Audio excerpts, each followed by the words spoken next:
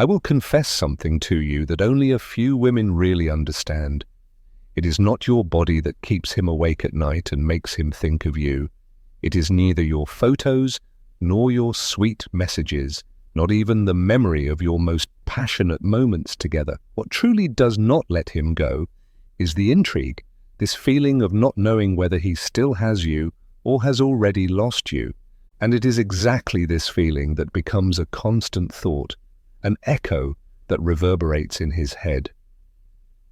Because men are not obsessed with what they understand, but with what they cannot decipher. Here lies the truth that hardly anyone tells you. The more predictable you are, the less he thinks of you. The more emotional mystery you radiate, not games, but calmness, silence and depth, the stronger his need becomes to understand you. That is where the emotional connection begins, the one that does not fade with time.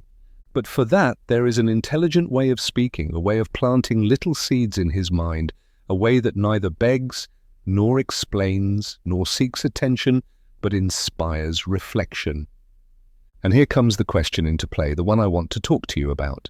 The one question that, if you ask it at the right moment, will circle in his mind all night long. Imagine this, it is late, the house is quiet, he lies in the dark. And suddenly he remembers that question you asked him. It was not a superficial question, not "what are you thinking?" or "what's wrong?" It was something deeper. Something that touched a chord in him he did not even know existed. This question made him see himself through your eyes. It showed him a side of himself that only you can recognize. And now, in the darkness, his mind plays with this memory, turns it over and over, searches for meaning, wonders what was behind your gaze when you spoke it. Because a predictable woman is forgotten. But a woman who makes him think, who gently challenges him to see himself differently, that woman becomes a puzzle his mind must solve. When you radiate this emotional mystery, you are not distant, you are complete. You are like a book that promises a captivating story but does not reveal all the chapters at once. You give him just enough so that he wants to keep reading, so that he wonders what comes next. Your silence is not empty, it is full of meaning. Your calmness is not indifference, it is security. Your depth is not complication, it is inner fullness. And this question you ask, at the perfect moment, does not seek an immediate answer. It wants to nest in his mind, grow there, gain significance hour by hour. It becomes the key that opens doors he did not know existed, because the next day, while he works or drives, you appear again in his thoughts, not because you contacted him, but because you planted a seed that is now taking root. And while he tries to understand you, he understands himself a little better. That is the connection that lasts, long after physical passion fades. That is the invisible magnet that pulls him back, even when his mind tells him he should forget you.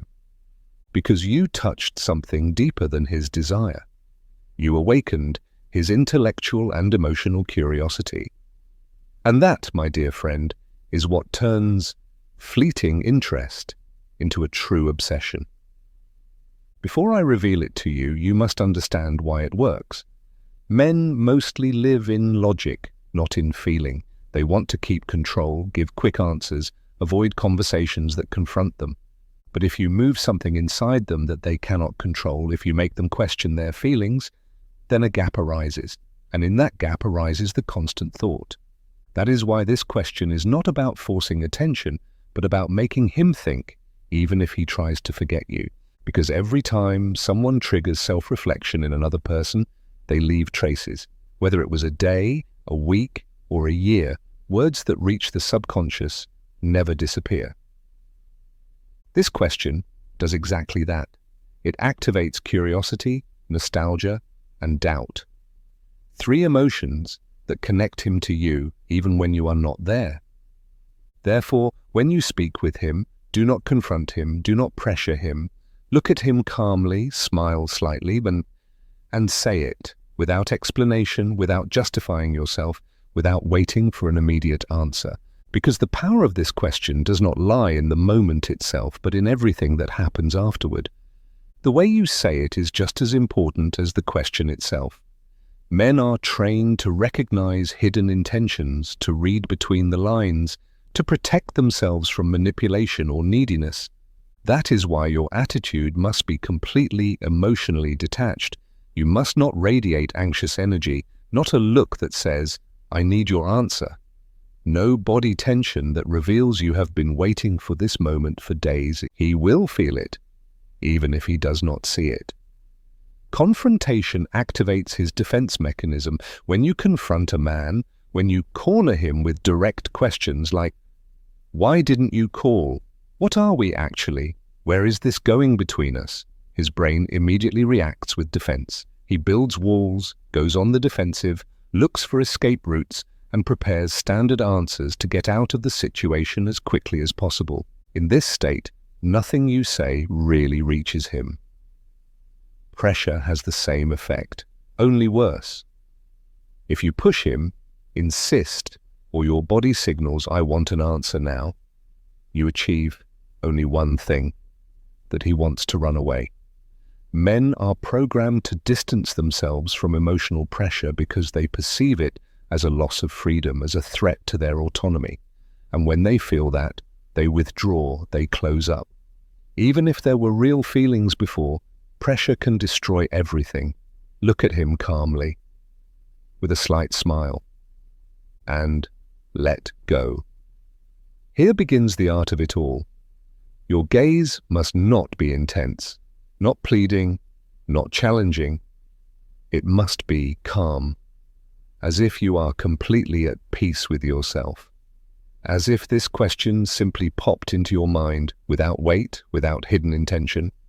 When you look at him with this serenity, you convey security.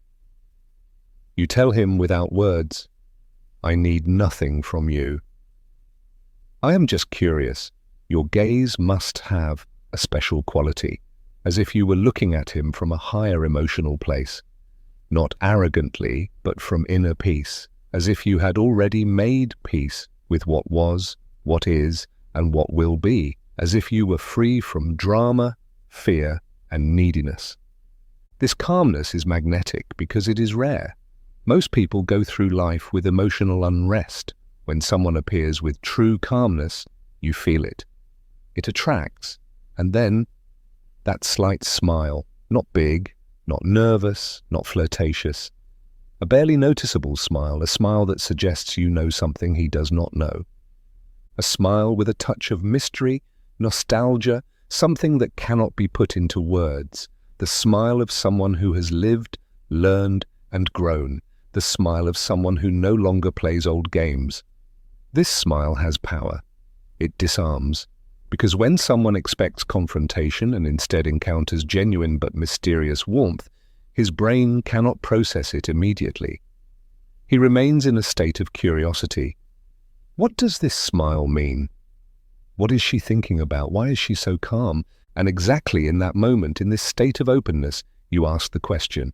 Without warning, without preparation, without unnecessary context, you say it as if you were throwing a feather into the wind, light, natural, without knowing where it will land, without explanation, without justification, without waiting for an immediate answer.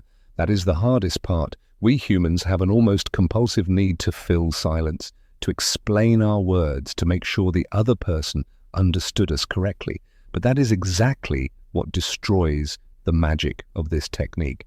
If you explain, if you say, "I was just thinking," or "I don't know if this makes sense, but click," you take away all the power from the question. Explanations betray insecurity. They show that you are not sure yourself of what you are doing, and that immediately pulls him out of introspection and puts him in a superior position. She is insecure. She wants something from me, number. The question must exist on its own, without crutches, without context, without weakening. Like a work of art that needs no explanation. Like a poem that everyone interprets in their own way. This ambiguity, this mystery, is exactly what makes him think. Do not justify yourself.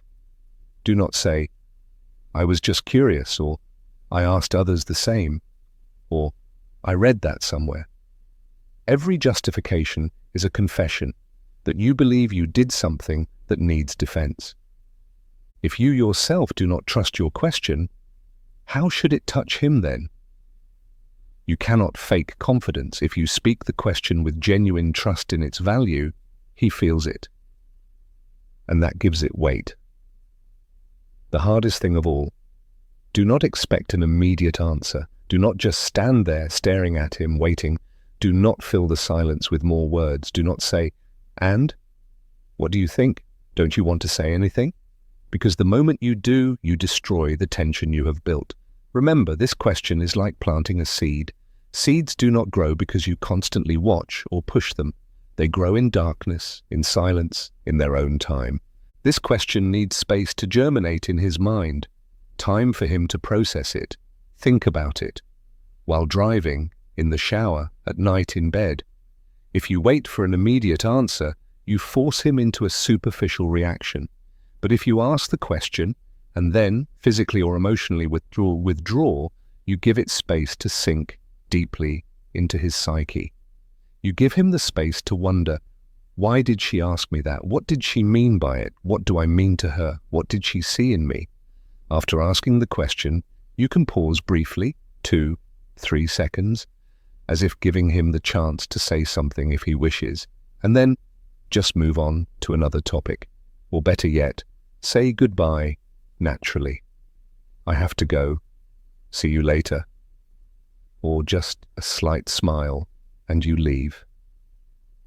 This quiet withdrawal completes the perfect circle, because now the question hangs in the air, unresolved, without explanation, without closure. And the human brain hates open ends, unresolved questions, unexplained mysteries, so his mind will keep returning to that moment, analyzing it, trying to understand, seeking meaning. And every time he does, he thinks of you, and that is exactly the goal. Have you ever wondered what you really feel when I am not there? That is the question. Read it again. Let it resonate in your own mind before you even think of using it. Because this is not an ordinary question. It is not a disguised, "Do you miss me?" or "Do you think of me?" It is something much deeper, much more strategic, much more impactful. So simple, and yet so powerful. The beauty of this question lies precisely in its apparent simplicity. It contains no complicated words, no convoluted structure, no demanding vocabulary. Anyone could say it, yet very few truly understand why it works, and even fewer have the emotional strength to use it correctly. This simplicity deceives. It seems harmless, innocent, like casual curiosity. But beneath this calm surface lie layers upon layers of psychological depth. It is like an iceberg. The visible part is small, but the invisible beneath is enormous. That is what makes it so powerful. It does not trigger defense mechanisms because it does not seem to be a threat. It does not sound like reproach, not like neediness, not like demand. It sounds thoughtful, like genuine interest, like a search for something deeper than just, "Do you like me?" or "Do you want to be with me?" Because it forces him to look at himself beyond ego and pride. Here lies the true genius of this question. You are not asking him to think about you, you are asking him to think about himself. You are leading him into self-reflection, into the depths of his own emotions, into areas he may never have consciously explored. Men, especially in emotional relationships, often live on autopilot. They feel yes, but they rarely analyze what they feel, why they feel it, or what it means. They act out of feeling without really processing it. That is easier, more comfortable, less vulnerable. But this question breaks through autopilot. It forces him to press pause. It forces him to ask himself, what do I really feel when she is not there? Do I feel relief, emptiness, indifference, restlessness? And to answer that, he must be brutally honest with himself. Here begins the true power. He must go beyond ego and pride, because the ego tells him, you don't need her. You're fine alone. Don't give her that power. Pride says, show no weakness, don't let her see anything. But this question puts him in a situation where he can no longer answer from ego. He must speak from a deeper, real, authentic place. Because the question is not "Dan, do you miss me?" to which the ego can easily respond with an indifferent "sometimes." The question is, have you ever wondered what you really feel when I am not there? And that word "really" is decisive. It suggests there is a gap between what he says he feels and what he actually feels. It suggests that he may not have been completely honest with himself, and that creates inattention, a cognitive dissonance that his mind wants to resolve. He is left with a restless head, trying to understand whether he misses you out of habit or because he emotionally needs you. This is the perfect trap, but not a manipulative one. It is only an invitation to truly recognize himself. Because there is a huge difference between missing someone out of habit and emotionally needing someone. Most people never become aware of this difference. Missing out of habit is easy to explain, easy to rationalize, comfortable. Of course, I sometimes think of her. We spent a lot of time together. She was part of my daily life. That is superficial, harmless, safe. It requires no real self-insight. But emotionally needing someone, that is something completely different. That means there is something in you that fills a space in him that no one else can fill, that your presence or your absence truly changes his emotional state, that you are not just habit, but essential. And admitting that, even just to himself, is vulnerable, it is frightening, it is powerful. Now his mind is trapped in this distinction. He tries to grasp, am I simply used to her? Or is there more behind it? What exactly do I feel when I realize she is no longer there? Is it just fleeting nostalgia or a real emptiness? These are not simple questions. They require time, reflection, honesty. And the more he thinks about it, the more he thinks of you. Because to understand himself, he must think of you, your presence, your absence, your moments. Every time he does, you take space in his mind, in his consciousness, in his emotional world. And the best part, you do not answer. You let silence do its work. That cannot be emphasized enough. The silence after this question is not only important, it is crucial. It is the difference between a question he thinks about for 5 minutes and one that occupies him for days, weeks, or months. If you ask the question and then remain silent, you create a void. And nature hates a void. The human mind hates a void. When a void arises in a conversation, especially after something emotionally charged, the brain automatically tries to fill it. It wants to create meaning, understand, resolve. But if you do not fill this void, not with explanations, not with your own answer, not with trivial chatter that dilutes the moment, he is left alone with this space. And exactly then his mind begins to fill it himself, with thoughts, questions, analyses, feelings. The silence communicates something powerful about you, that you can hold the emotional tension, that you are not afraid of silence, that you feel comfortable in uncertainty, that you possess the inner strength to ask a deep question and then simply wait. Very few people can do that. This rare ability impresses him as deeply as the question itself. This pause, this moment when you say nothing, is the moment when his mind begins to repeat the question over and over again. The human brain has a fascinating trait. When something remains unresolved, especially something emotionally charged, the mind compulsively returns to it again and again. It is like a song that gets stuck in your head, only much deeper, much more meaningful. In this silent pause, something magical happens. The question stops being just a sentence. It becomes a presence, almost a tangible energy that fills the space between you. And because you did not explain it, did not defend it, did not dilute it, it remains pure, focused, powerful. His mind hears it again. Have you ever wondered what you really feel when I am not there? And again, and again. Not because you repeat it, but because his own mind plays it, tries to process it, give it meaning, find an answer that feels true. Each repetition is like a wave striking a rock. The first wave does little, But wave after wave, again and again, the rock begins to change, to erode, to form. That is exactly how this question works in his psyche. Not with a sudden bang, but with a quiet, steady effect that deepens over time. The longer you keep the space of silence open, the deeper the effect penetrates. Because he cannot simply ignore the question, he cannot pretend he didn't hear it. It lingers between you, hovering, unanswered, demanding, and his mind, by its nature, will keep returning to it until it finds some kind of resolution. Not because you manipulate him, but because you lead him to his own awareness. That is a crucial difference, and this method is not manipulation in the negative sense. You are not deceiving him, you are not lying, you are not playing dishonestly with his feelings. You are simply asking an honest question that invites true reflection. Manipulation would be saying something false in order to provoke a certain reaction. Manipulation would be pretending to be someone you are not in order to get something. Manipulation would be using his insecurities against him to control him. But this is something else. This is an invitation to authenticity, an invitation to meet oneself. You are not turning on a new feeling in him. You are only making visible what was already there, like a lamp illuminating a dark corner, the space, the objects, the truth. They were always there. You are simply helping him finally see them. You are leading him to his own inner world, to his true emotions.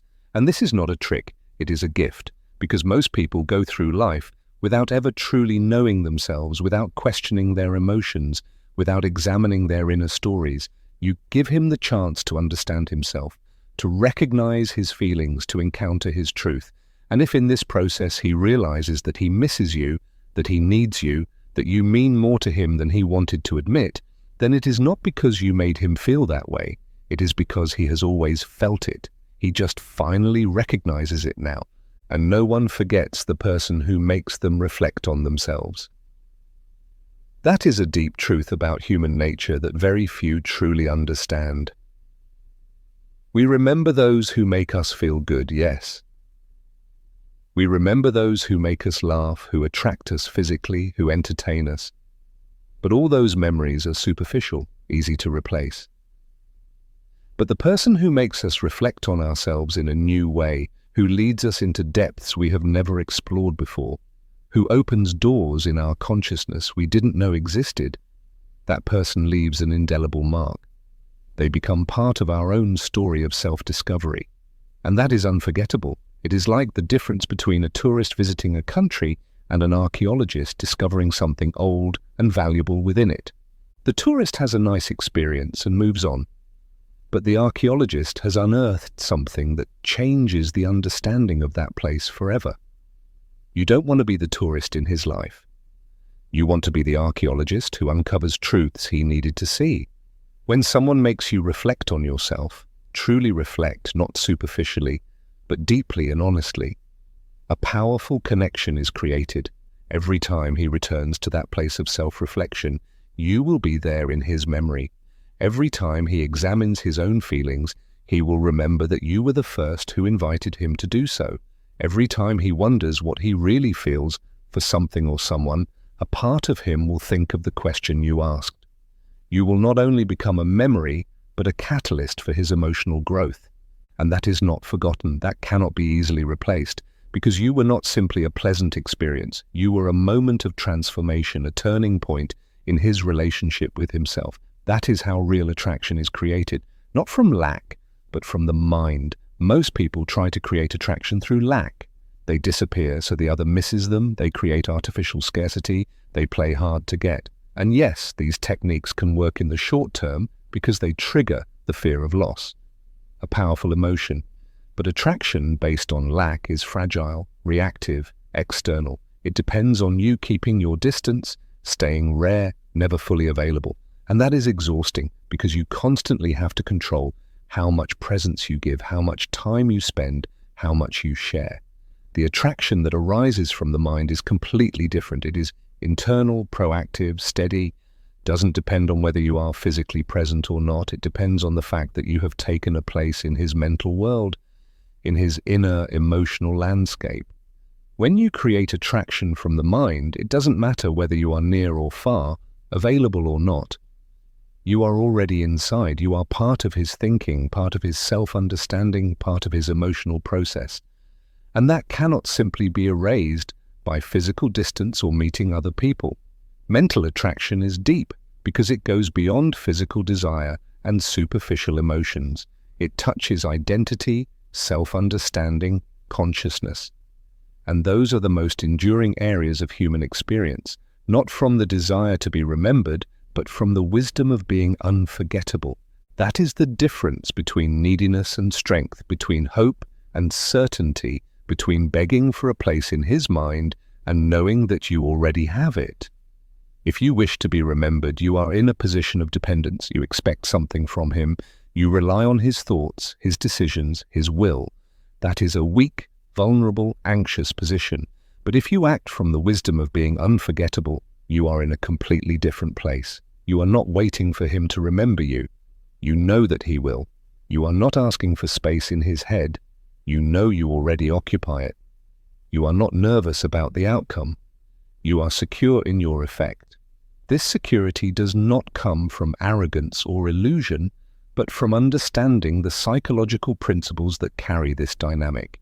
It comes from knowing that you have done something that fundamentally changed the connection, that you left something in him that cannot easily be undone. The wisdom of being unforgettable means understanding that you don't have to be the most beautiful, the funniest, or the most available. You must be the one who makes him think, who makes him feel, who makes him question, who opens doors in his consciousness that remain open long after you are gone. This wisdom gives you peace, serenity, security, and that alone is attractive. Because when you are not desperate to be remembered, when you are not desperately trying to occupy his mind, you paradoxically become even more unforgettable. Your energy changes, your presence changes, and he feels it. That means acting from a place of true inner strength. Not power over him, but power within yourself. Not control over his emotions, but mastery over your own. Not manipulation of his mind, but deep understanding of how true human connection works.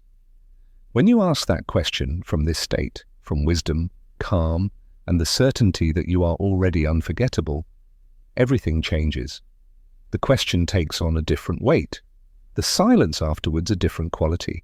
The effect becomes exponentially stronger because he is not only responding to the words you say, he is responding to your entire energy, to the confidence you radiate, to the depth you embody.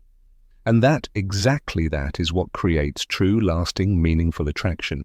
Not the superficial kind that fades with time, not the kind based on games or cheap techniques, but the kind that arises because you are truly extraordinary, someone who operates on another level, who understands the deep truths of human connection and applies them with integrity and wisdom.